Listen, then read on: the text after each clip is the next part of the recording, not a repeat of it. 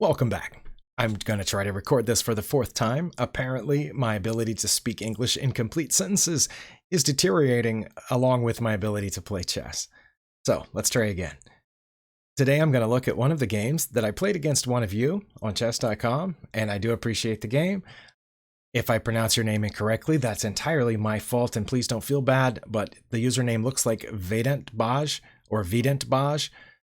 Regardless, let's take a look at the game. Okay, here I opened with d4 as I almost always do, and my opponent responded with knight to f6, which is an excellent response to d4. And instead of playing c4, which I think is what most people play here, I played my normal knight to f3. That's just what I'm comfortable with. I think it's slightly less good according to Stockfish, but in the end it works out. And here my opponent played d5, so we transpose from the Indian game into the queen's pawn opening symmetrical variation, in case you're interested in what they're called. I am very fascinated by transpositions. That's why I mentioned that. I'm planning a video on it eventually, just talking about transpositions and what they mean and why it's important to know about them. And here I did play c4, which is my best move in this position. Now, the next move brought us to a position that I had never reached before since I've been back on chess.com, at least not in daily or rapid games, possibly in bullet. I don't keep track of those very closely. But when my opponent played knight to c6, I was pretty sure I hadn't reached that position before, and I did go back and look at my logging of my games, and as it turns out, I had not seen that move before. And I think there's a reason for it. If we'll go back here and I will turn on the engine. Can you see that? These are the moves that I normally see. Actually, I see bishop to f5 before those three. But anyway, here what I usually see is either c6 or e6, protecting this pawn. Because yes, that pawn is protected by the knight already, but that's just what I normally see here. So that's what I was expecting was one of those. I think the one I see most common is e6, even though, oh, and that is what the engine says is the best move now. That frees this bishop. For one thing, it adds some support to the d-pawn for another thing. And I also sometimes see bishop to f5 here, which I think Stockfish counts that as a mistake, but I have seen that several times in this position. I've also seen bishop to g4 here, which I don't think is good either, but I have seen those.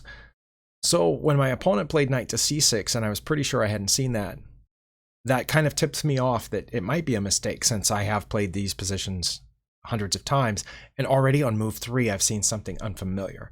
I do know that in general, I've learned this, in general, in d-pawn openings, putting the knight in front of the c-pawn isn't always that great. There are exceptions. There definitely are exceptions where Stockfish has said that's what I should do.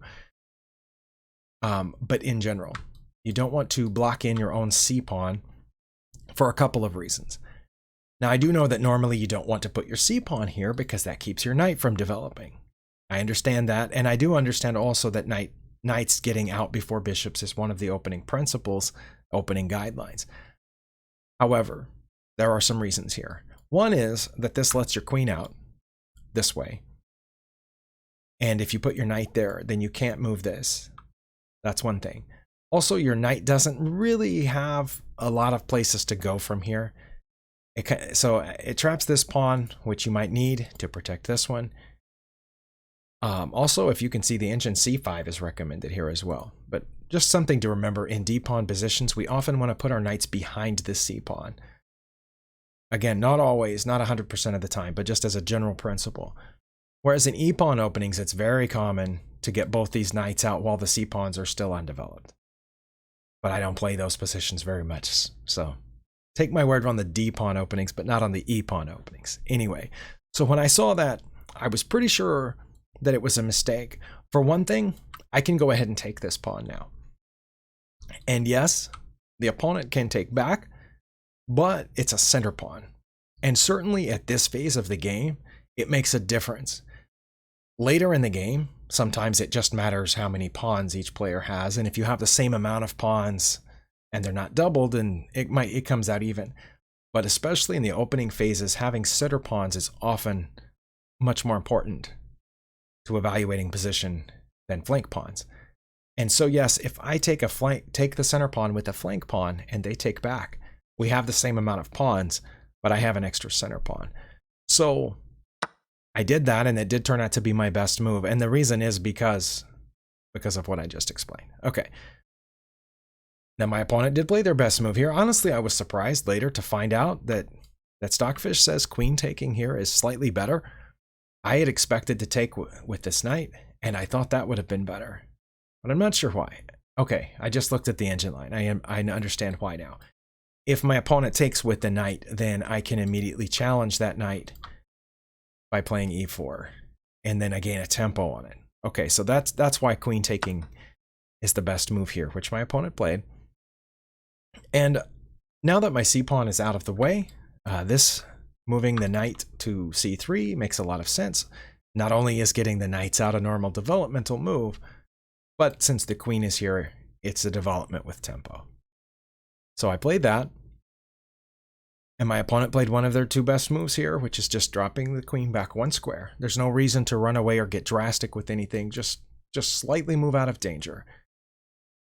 But now that pawn is gone, I'm free to play e4. And I know that from playing in the past, even though I hadn't seen this knight to c6 move before, I do know that if I can get away with removing one of their center pawns, then that allows me to take the full center. So that's what I did, and that's why Stockfish shows me up at about plus 1.4, 1.5, was because I was able to trade a flank pawn for the center pawn. Okay, my opponent is supposed to play e5 here, and that's what they played.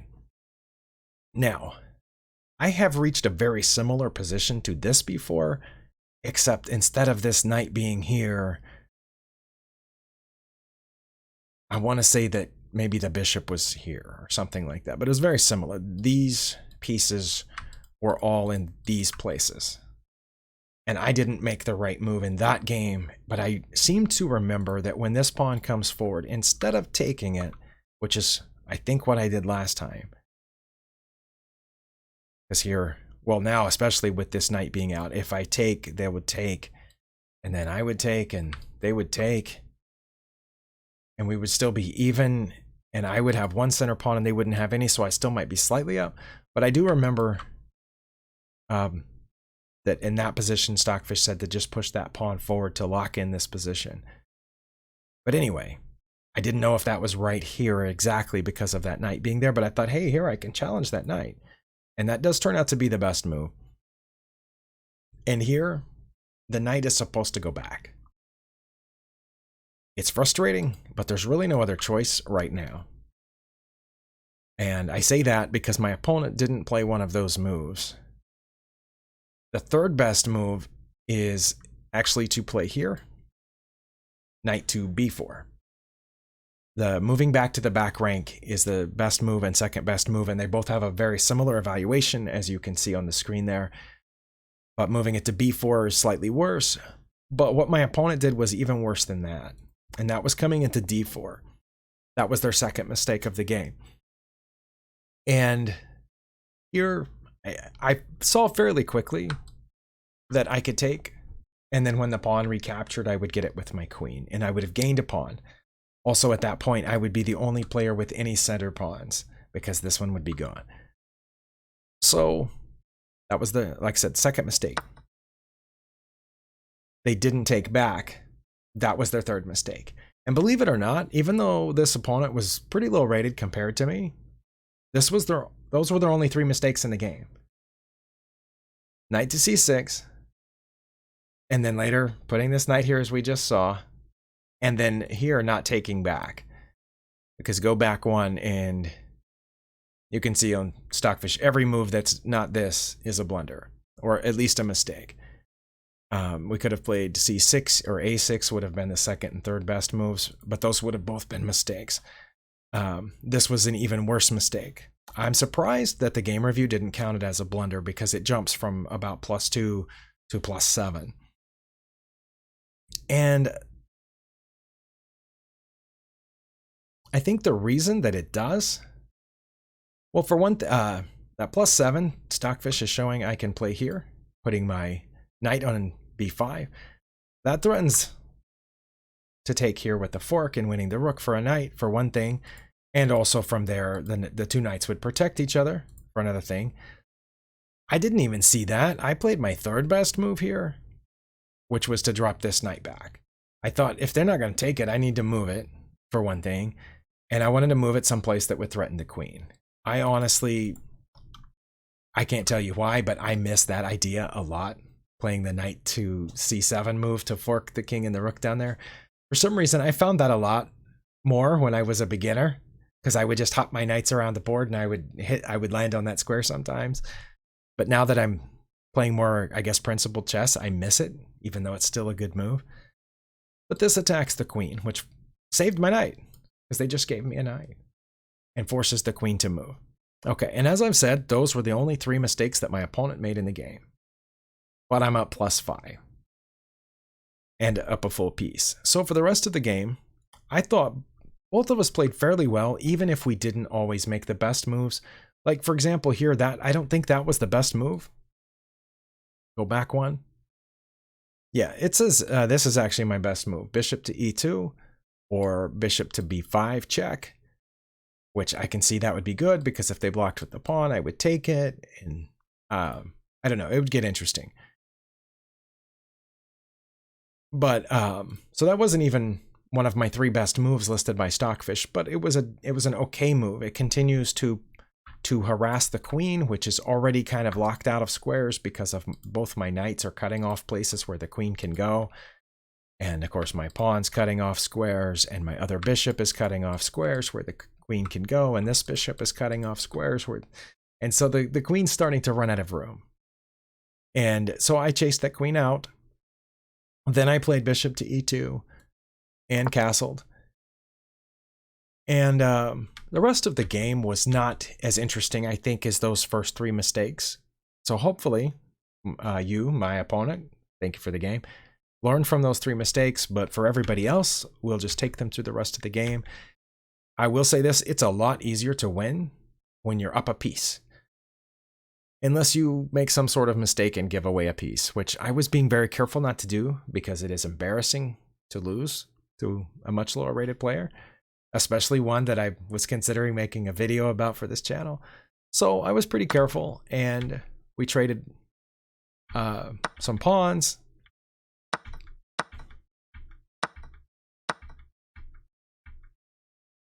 I don't know why some of those didn't click. Did you notice that? Some of those moves didn't click. That's interesting. Okay, that one clicked.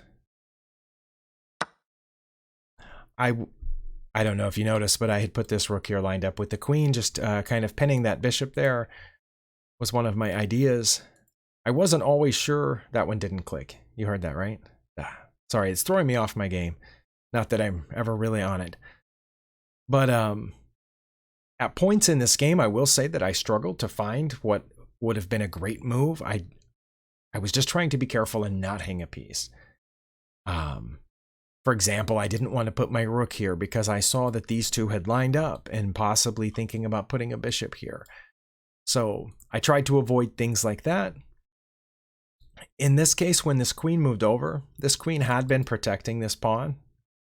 So now I got a free pawn, which also opened up this rook, and I now have 2 pieces besides the rook pointed there at f7. I was kind of hoping that my opponent wouldn't notice that. But my opponent did notice that, so good job. And so I had to move the queen somewhere, which I did. Now here, I don't think that was the best move. Let me go back. Where does it say? Oh, it says I should go to here. Queen to b6. Oh, but d3 is my second best move. Okay. At the time, it felt bad. I felt like I was kind of lining myself up to get hurt here, but I wasn't sure where else to go.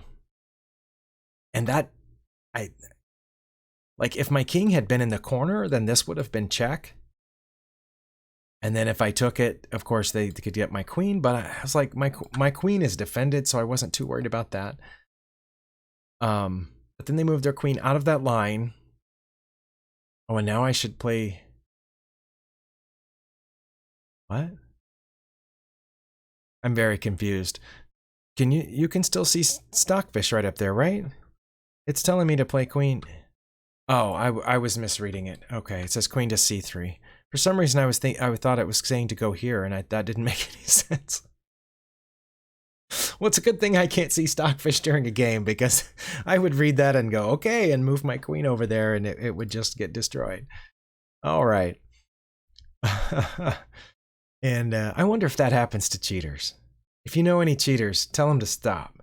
But also ask them, do they ever misread the position that Stockfish told them to move to and move it to the wrong spot? I would find that very fascinating, because I was thinking it said there. But no, queen to c3. What is really great about queen to c3? Well, it would protect that pawn. Okay. But wouldn't they just move this over to line up with me here? I'm not sure. It also says queen to e2, and I'm reading that right? Queen to e2? That doesn't protect that pawn. Well, I did the third best move, which was protecting that pawn. And, oh, they're supposed to go after this bishop now. Okay, well, they played f5. Perhaps, not knowing about en passant, you've been playing chess for a while, I assume you've picked this up, but for anybody who doesn't know, anytime you have a pawn on the 5th rank, or if you're playing with the black pieces, you have it just across the center line, and an opponent jumps upon 2 spaces to avoid being captured by your pawn, you can go ahead and capture it anyway. And that's what I did. I don't know if that was the best move. I didn't even look. But it seemed like, hey, pawn for pawn. Remember, I'm a piece ahead. Actually, now I'm 6 points of material ahead because I've picked up a few extra pawns. So I felt free to trade every chance that I got. And it does say that queen to g6 is my best move here to check. I did notice that my opponent couldn't get any piece in here because those pieces don't move that way to block the check. So the king would have to move. And I thought if I moved to h6, the king would have to go back. Then I could slide this bishop in here and be threatening mate. So I did that. And they, of course, have to move back at that point. And it does not say that that's my best move. Well, that was my plan. It actually says I have a forced mate now, if only I had played rook to c3. Now I know where c3 is because of my mistake earlier. Okay. Rook to c3.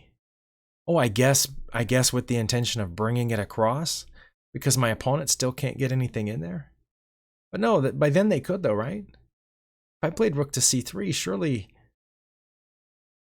they would see that I was about to come across, and they could... Oh no, if they brought that up, I would just take it with the bishop. But then they would bring their queen in there, and then if I came over to check, they could block. Oh, but that would be mate. Oh. Well, I should have then brought my rook over. Okay. I did not see that. It also says if I just come back, I would have mate in 15. That sounds like one of those deals where Stockfish tells you to just go back to the position you were in, and then it tells the other player just go back to the position you were in, because that's best. And then it tells you, oh, just go back to the position you were in, that's best. And you end up with a draw by repetition. I wonder if that's what it is. It actually is, because it said they would go here, and then we would go back. And then play this. Okay, so not a repetition. Okay. Well, I did my idea, which is threatening mate. So I thought the only defense that I could see against this was to put one of these pieces in here. And as it turns out, that's correct. And they played the best of those 2 moves, which I knew if they did that, I would take it with the bishop. But Stockfish says, put this here. Rook to c3. What? Oh my. Well, I'm learning something too. Just let that go. Oh. If I played rook to c3 here, wouldn't they just get in the way? For a second, I thought they would go here, but that wouldn't work because I would just take it. Yeah, wouldn't they move that here? They would, and then I would go ahead and play rook to g3 anyway. Okay. Well, I did the next best thing, which is take the rook, because that was my plan the whole time. And now they have to take with one of those two pieces, and king is best, which they did, so good job.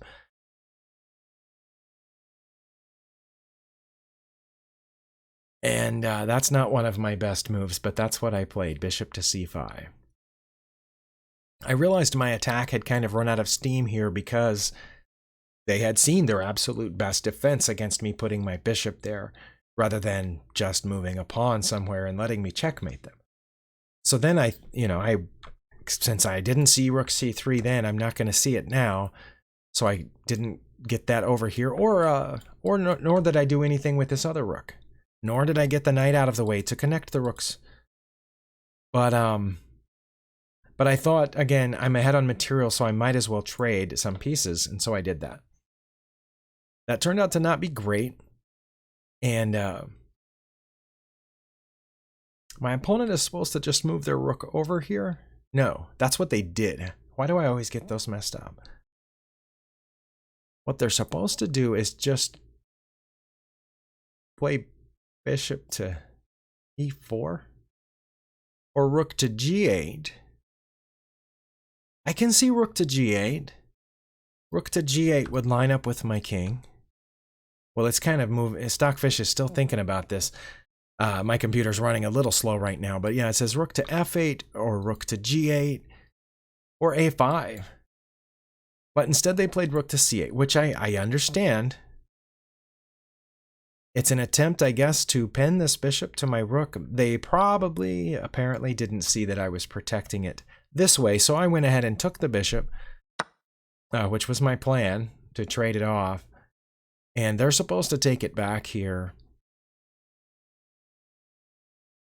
Or check me. Oh, I didn't even see that check. Nice. One of those two moves. But again, I don't think they saw that my queen was protecting the rook from back here, so they took it, and I got that rook for a rook. And now they're supposed to take this bishop with one of these two pieces. Wait, go back. I wasn't supposed to take it.